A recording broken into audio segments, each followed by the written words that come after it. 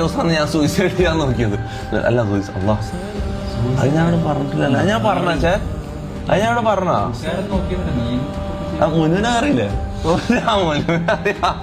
മുന്നിൽ ജപ്പാൻ കുടിവെള്ള പദ്ധതി പറഞ്ഞത് ഒരു ബിൽഡിംഗ് ഉണ്ട്.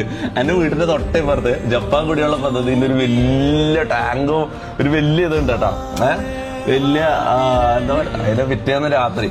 കാരണം സ്വന്തം മങ്ങളെ കല്യാണം നടക്കുന്ന എനിക്കൊന്നും ചെയ്യാൻ പറ്റുന്നില്ല, എനിക്ക് ആൾക്കാരെ ഫേസ് ചെയ്യാൻ പറ്റുന്നില്ല. എന്റെ അക്കൗണ്ട് ബാലൻസ് 0 മൈനസ് അല്ല, എത്രയാ 300 500. ജീവിക്കാൻ എന്താ ചെയ്യേണ്ട അറിയില്ല. കുടുംബക്കാർ മൊത്തം വന്നിട്ടാണ് ഇങ്ങനെ പോയി ചത്തുവിടണ നിക്കല്ലോ. സ്വന്തം മങ്ങളെ കല്യാണത്തിന് ഒരു തരി പൊന്നു കാണിച്ചു കൊടുക്കാൻ എനിക്ക് കയ്യില് മൊത്തം അങ്ങനത്തെ സാധനങ്ങളും. അന്ന് പെങ്ങളുടെ കല്യാണത്തിന്റെ പിറ്റേന്ന് ഞാൻ ചാവാൻ തീരുമാനിച്ച് ജപ്പാൻ കുടിവെള്ള പദ്ധതിന്റെ മുകളിൽ കയറി ചാവാൻ വേണ്ടിട്ട്. മനസ്സിലാവും.